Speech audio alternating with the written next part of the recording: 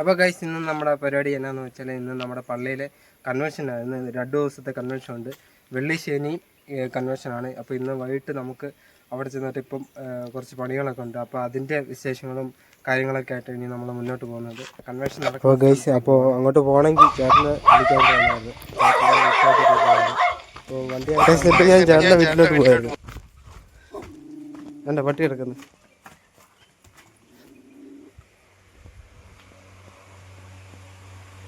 കിടക്കുന്നു.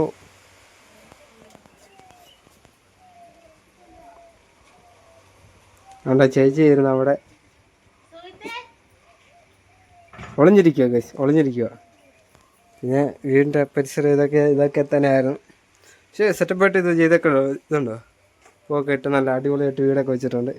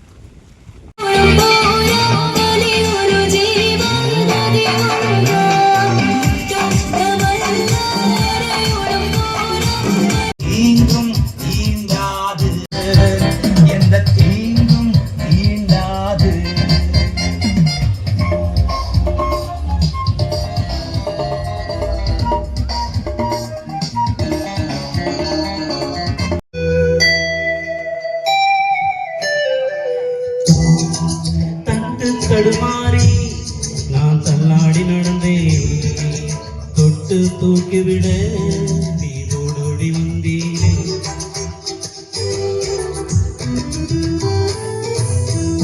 தடுமாறி நான் தள்ளாடி நடந்தேன், நீ தொட்டு தூக்கிவிட நீரோடோடி வந்தீரே. சொத்தோ சுகமோ தேவையில்லை, சொந்தம் பந்தம் நாடவில்லை. சொத்தோ சுகமோ தேவையில்லை, சொந்தம் பந்தம் நாடவில்லை. என் தேவா, என் ராஜா, திருவே போதுமே.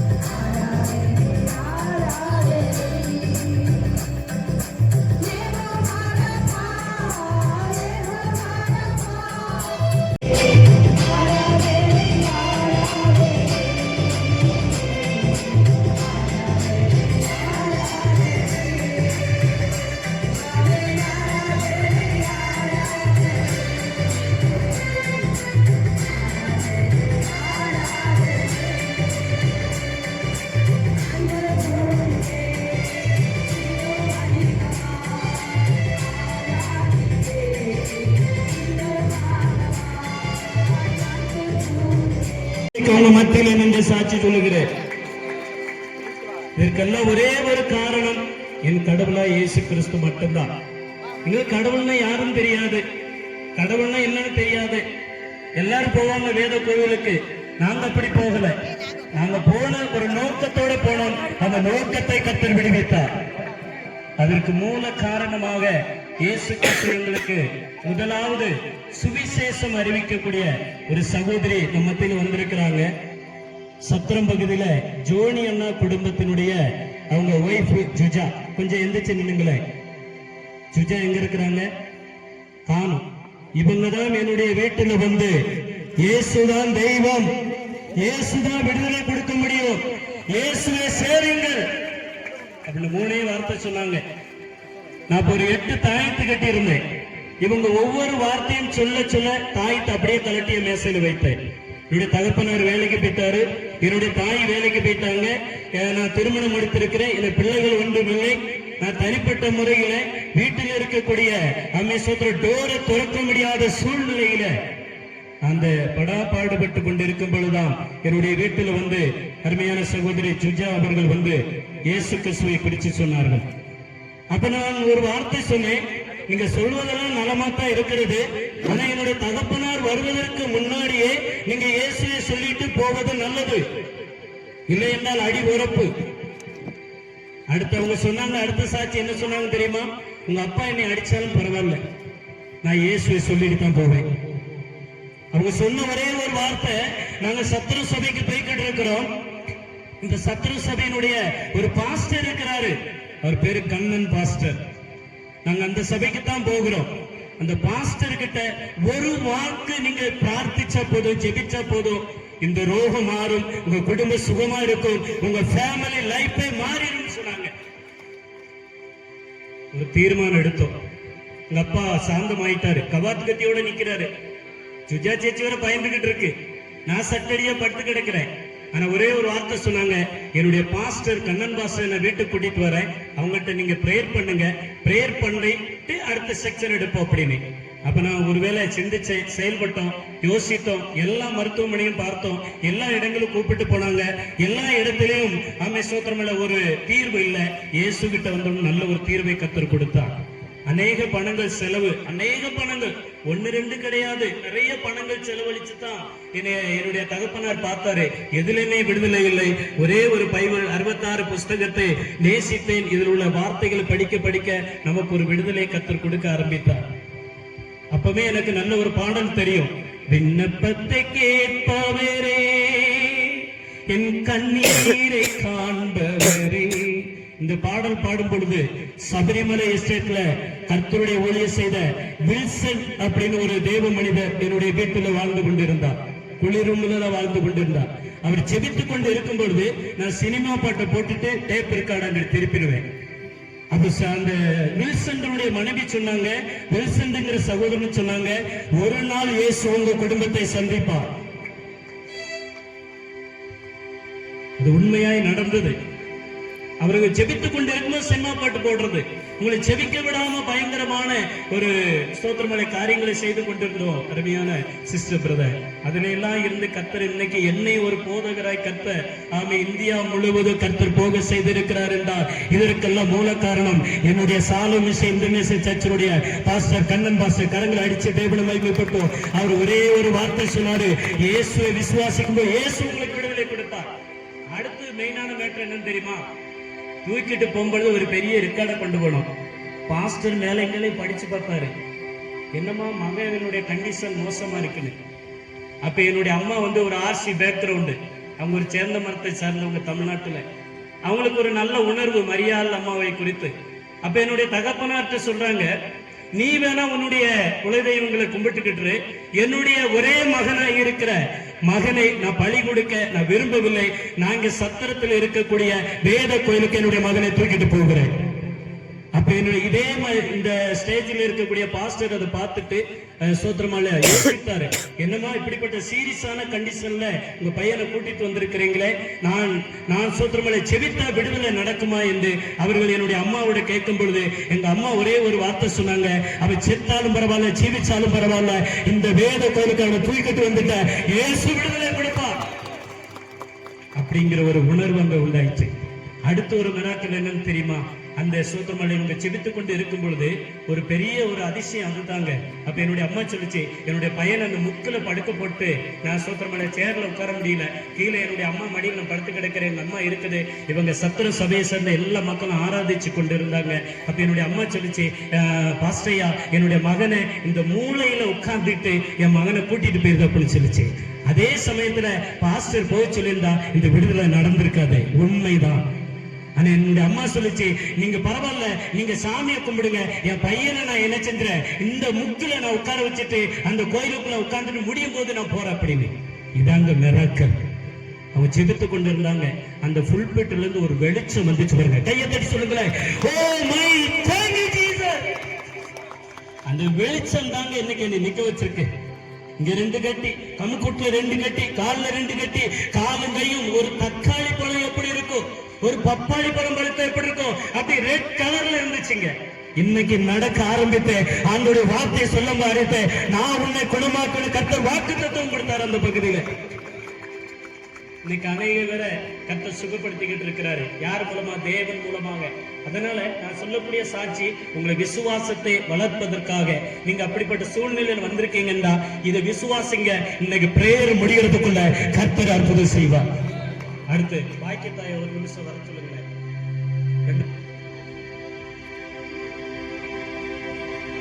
அற்புதமாய் கர்த்தர் என்னை நடத்தி வந்தவர் உங்களை அற்புதமா நடத்த மாட்டாரா? கண்டிப்பாக. என்னுடைய திருமணம் முடிச்சு கிட்டத்தட்ட 16 ஆண்டுகள் முடிந்தது. எத்தனை? 16 ஆண்டுகள். இவ சோத்திரமல்ல என்னுடைய காரியங்கள் இவளை கொண்டுட்டு என்னுடைய மனைவி பாக்கியத்தாய் இவங்களை வந்து கும்மிடி பெரியார் ஆஸ்பத்திரியில செக்கப்பு, 2வது சோத்திரமல்ல ஸ்ரீ சித்ரா மருத்துவமனை, இப்படிப்பட்ட இடங்களுக்கெல்லாம் கொண்டு போன ஒரு மனைவி தான் பாக்கியத்தாய். கைதுகளை தட்டி தேவனை மேன்மைப்படுத்துவோம். இந்த பாக்கியத்தாய்க்கு பாஸ்டர் சொன்னதை விட நான் சொல்வதுதான் நல்லது. ஒரு குழந்தை பாக்கியமே உருவாக சான்ஸ் இல்லை. அந்த யூட்ரஸ்ங்கிற ஒரு கனெக்டிங்கே கிடையாது. ஆனா இயேசு ஒரு நல்ல 2 பிள்ளைகளை கர்த்தர் கொடுத்து இன்னைக்கு சாட்சியாய் கர்த்தர் வைத்திருக்கிறார். இதற்கு மூல காரணம் தமிழ்நாட்டிலே சிவகிரி தாலுகாவில இருக்கக்கூடிய சுமதி ஆஸ்பத்திரியில இவளுக்கு நான் ட்ரீட்மெண்ட் எடுக்கும் பொழுது இவளுக்கு குழந்தை பாக்கியம் கிடையாது. இவளுக்கு கொடுக்கப்பட்ட சரீரம் முழுவதும் கத்திதான். 2 காதும் கேட்காது, இருதயம் 3 தடவை ஆபரேஷன், மார்பல் ஆபரேஷன், 7 கட்டிலிருந்து வயிற்றில் நீக்கப்பட்டிருக்கிறது.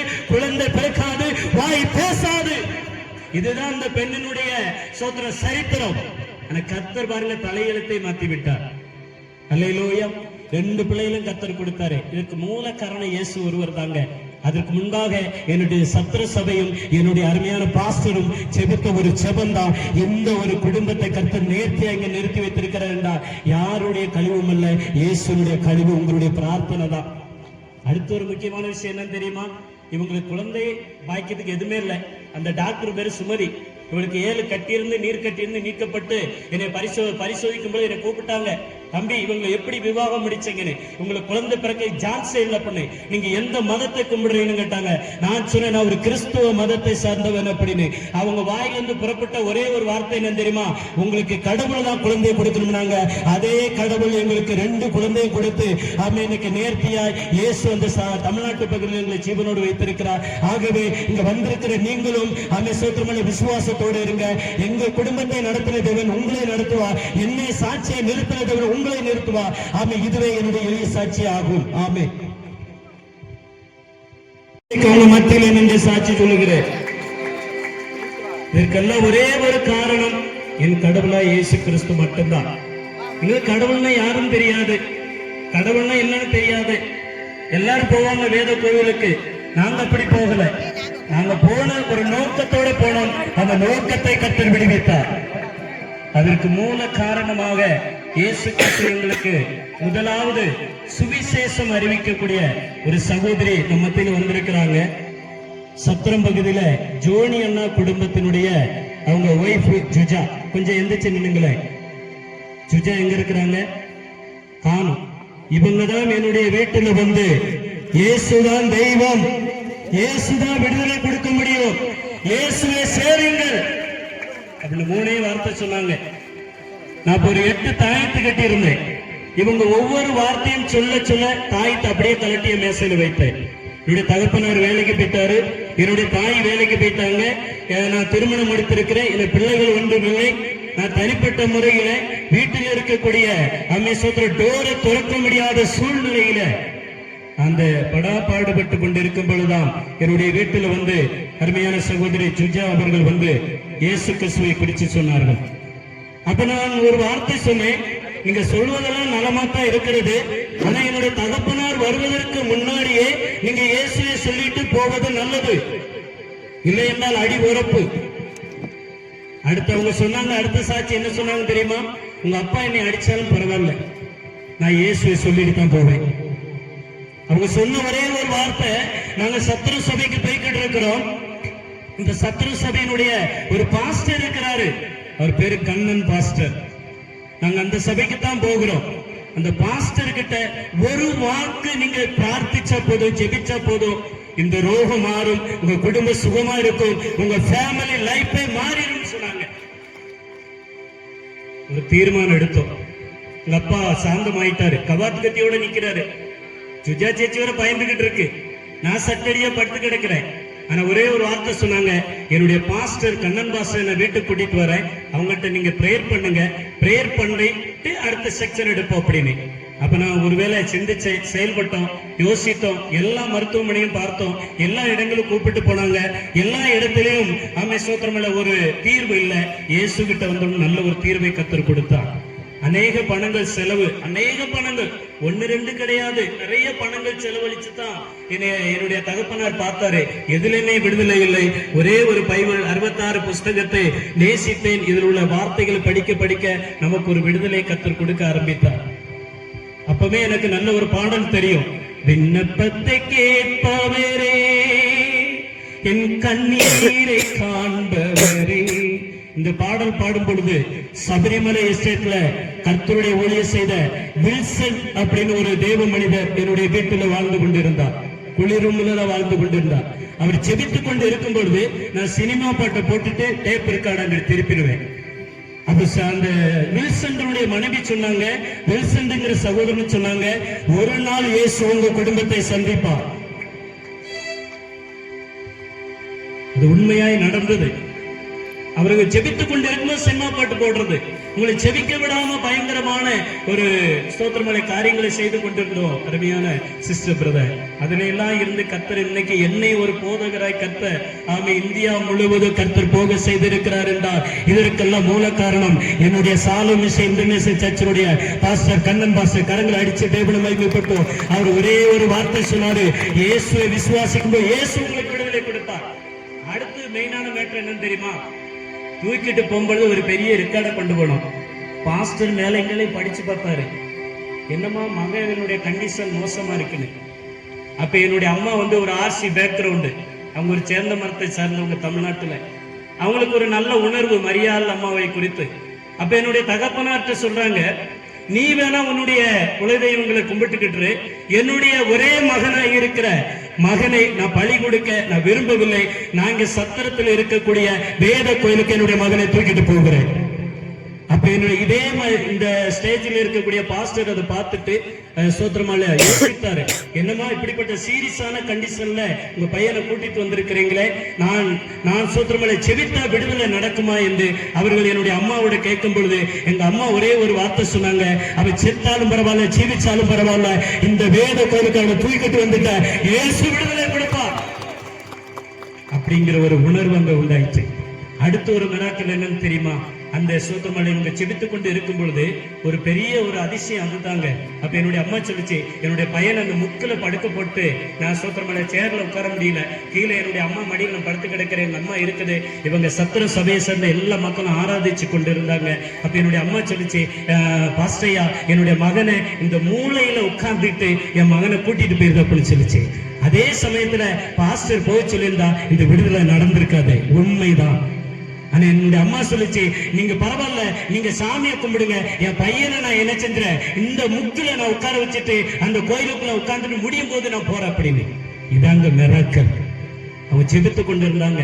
அந்த புல்பிட்ல இருந்து ஒரு வெளிச்சம் வந்துச்சு பாருங்க. கையை தட்டி சொல்லுங்களேன், ஓ மை காட் ஜீசஸ். அந்த வெளிச்சம் தாங்க இன்னைக்கு என்னை நிக்க வச்சிருக்கு. இங்க 2 கட்டி, கமுக்குட்ல 2 கட்டி, கால்ல 2 கட்டி, காலும் கையும் ஒரு தக்காளி பழம் எப்படி இருக்கும், ஒரு பப்பாளி பழம் பழுத்த எப்படி இருக்கும், அப்படி ரெட் கலர்ல இருந்துச்சுங்க. இன்னைக்கு நடக்க ஆரம்பித்து ஆண்டோடைய வார்த்தையை சொல்ல ஆரம்பித்து நான் உன்னை குணமாக்கணும் கர்த்தர் வாக்குத்தத்தம் கொடுத்தார் அந்த பகுதியில. இன்னைக்கு அநேக பேரை கர்த்தர் சுகப்படுத்திக்கிட்டு இருக்கிறாரு. யார் மூலமா? தேவன் மூலமாக. அதனால நான் சொல்லக்கூடிய சாட்சி உங்களை விசுவாசத்தை வளர்ப்பதற்காக. நீங்க அப்படிப்பட்ட சூழ்நிலையில் வந்திருக்கீங்கன்னா இதை விசுவாசிங்க. இன்னைக்கு பிரேயர் முடிகிறதுக்குள்ள கர்த்தர் அற்புதம் செய்வார். அடுத்து பாக்கியத்தாய் ஒரு நிமிஷம் வர சொல்லுங்களேன்.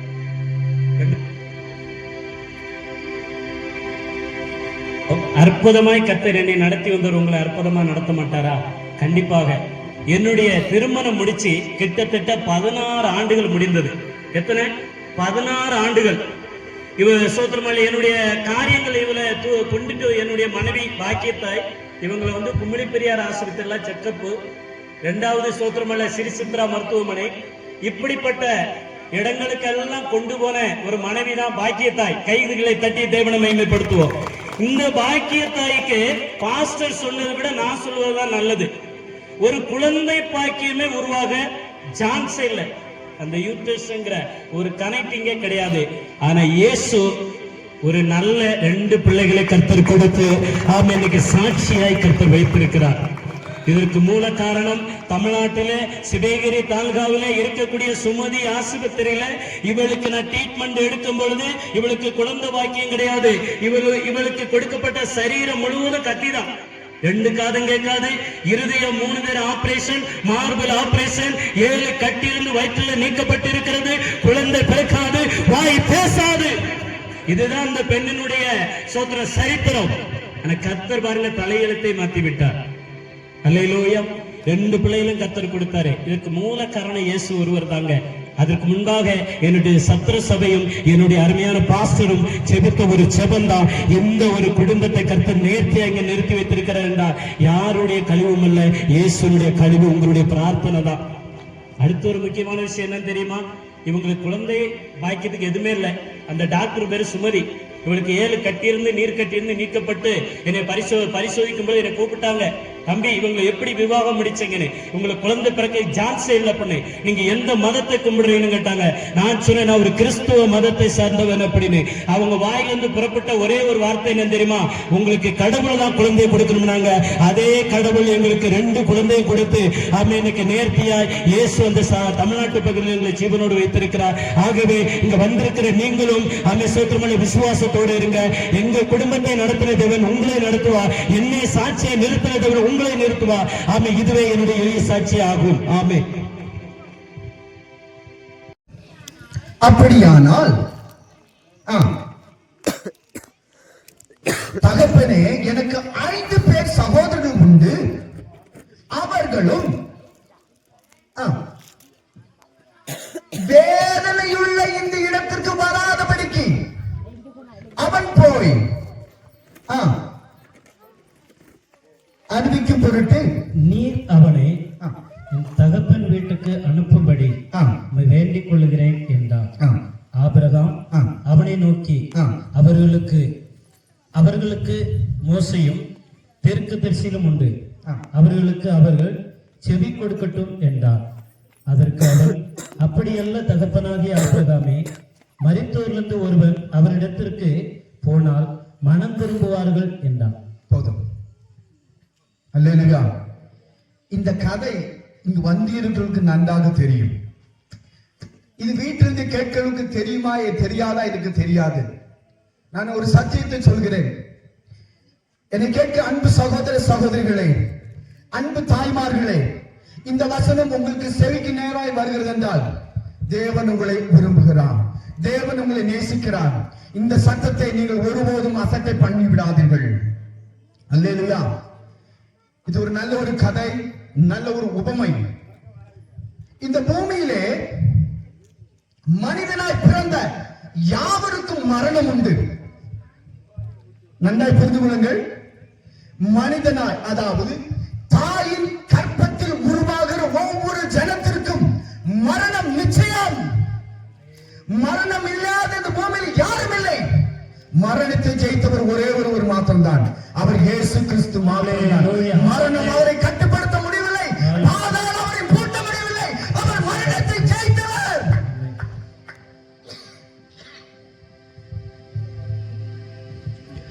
அந்த மரணத்தை ஜெயிக்க வேண்டும் என்றால் நீங்கள் கிறிஸ்துவுக்குள் வர வேண்டும். நமக்கு மரணம் உண்டு. இந்த வசனம் தெளிவாக சொல்லப்பட்டிருக்கிறது. 22வது வசனம் 16:22. 16:22 சத்தத்தை வைத்து வாசிக்கலாம். கவனமாய் கேட்க வேண்டும். பின்பு அந்த தரித்திரனும் மரித்து தேவ தூதரால் ஆபிரகாமுடைய மடியிலே கொண்டு போய் விடப்பட்டார். 2 ஐஸ்வர்யனானும் மரித்து அடக்கம் பண்ணப்பட்டார். போதும். இந்த அதிகாரத்தின் ஒரு கதை சுருக்கமாக நான் சொல்கிறேன்.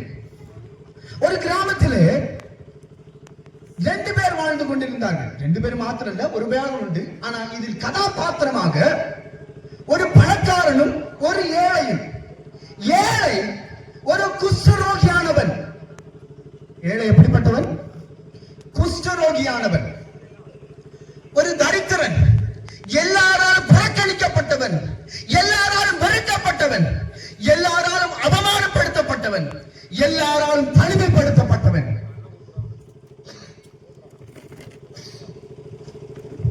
அதே வேளையில் எல்லாராலும் நேசிக்கப்பட்ட ஒரு பணக்காரனும் உண்டு. எல்லாராலும் சேர்த்துக் கொள்ளப்பட்ட ஒரு ஐஸ்வர்யவானும் உண்டு. இவனுக்கு சம்பத்து உண்டாயிருந்தது, இவனுக்கு சொத்து அதிகமாயிருந்தது, இவனுக்கு ஆட்கள் அதிகமாயிருந்தது, இவனுக்கு நண்பர்களும் அதிகமாயிருந்தார்கள். ஆனால் இருவருக்கும் மரணம் சம்பவித்தது. என்ன சம்பவித்தது?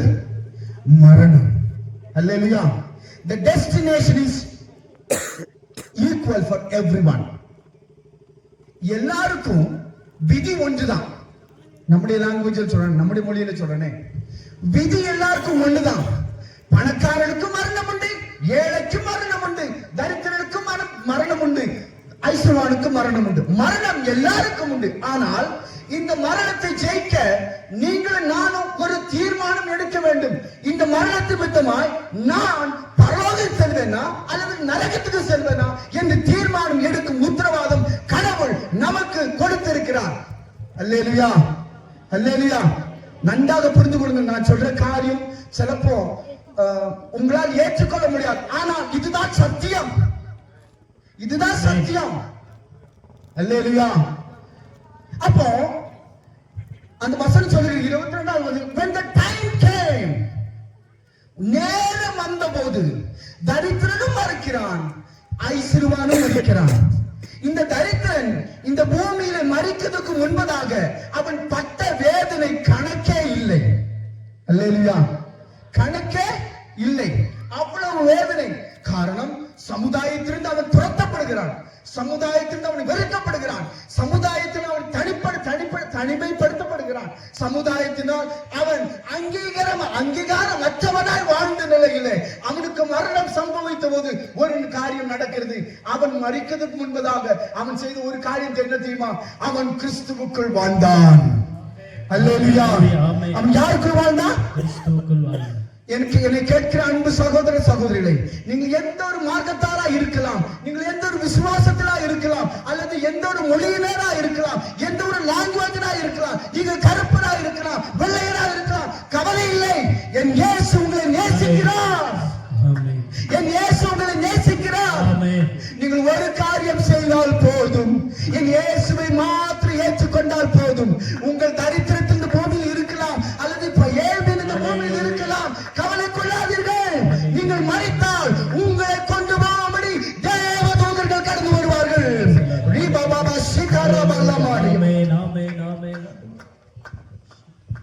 அல்லேலூயா, அல்லேலூயா. நான் சொல்ற காரியம் நல்லா புரியுதா? அல்லேலூயா. அவன் மரிக்கும் போது வசனம் சொல்லுங்க, சத்தத்தை விட வாசிக்கலாம். 22வது வசனம். ஐஸ்வர்யமுள்ள ஒரு மனுஷன் இருந்தான். அவன் இரத்த பாரமும் விலையேறப்பட்ட வஸ்திரம் தரித்து அனுதினமும் சம்பீரமாய் வாழ்ந்து கொண்டிருந்தான். லாசரு என்னும் பெயர் கொண்ட ஒரு தரித்திரனும் இருந்தான். அவன் பற்கள் நிறைந்தவனாய் அவன் ஐஸ்வர்யனுடைய லாசருவாய் கிடந்து அவனுடைய மேசையிலிருந்து விழுந்த துணிக்கையிலே தன் பசியை ஆற்ற ஆசையா இருந்தான். நாய்கள் வந்து அவைகள் பற்கள் நக்கிட்டு பின்பு அந்த தரித்திரன் மரித்து தேவ தூதரால் ஆபிரகாமுடைய மடியிலே கொண்டு போய் விடப்பட்டான். ஆமென். இந்த தரித்திரன் ஒரு சோறு, உங்க பாத்திரத்துக்கு ஒரு சோறு போட்டா நாய் நக்குமல்ல. நம்மடா முடிஞ்ச சொல்றேன், நம்ம சோறுல நம்ம பாத்திரத்துல சோறு சாப்பிடும் போது ஒரு பருக்க கீழே போனா அது கோழி வந்து கொத்தும். என்னது வந்து கொத்தும்? அந்த கொத்துற கோழி கூட நம்ம சொல்லுவோம், சொல்ல மாட்டோமா? சொல்லாதவங்க யாரெல்லாம் இருக்கு கை கொடுத்து பார்ப்போமே. சொல்ல மாட்டீங்களா? ஏன் சொல்ல மாட்டீங்க? அது சாப்பிட்டு போட்டுமே, என்ன சொல்லட்டுமே, சாப்பிட்டு போட்டுமே. அப்படியா நம்ம? அல்லேலூயா. ஆனா இந்த ஐஸ்வர்யவான் அவள டேபிள், அவள பிரியாணி இருக்கு, எல்லாம் இருக்கு, அதுல ஒரு பருக்க அவங்க கீழே விழுந்து அதை எடுக்க இவன் தவித்த போது கூட அதை எடுக்க விடாதபடி இந்த ஐஸ்வர்யம் அவனை துரத்தினான். அவனுடைய நிலைமை பாத்தீங்களா? அவன் துரத்தப்பட்ட நிலைமை பாத்தீங்களா?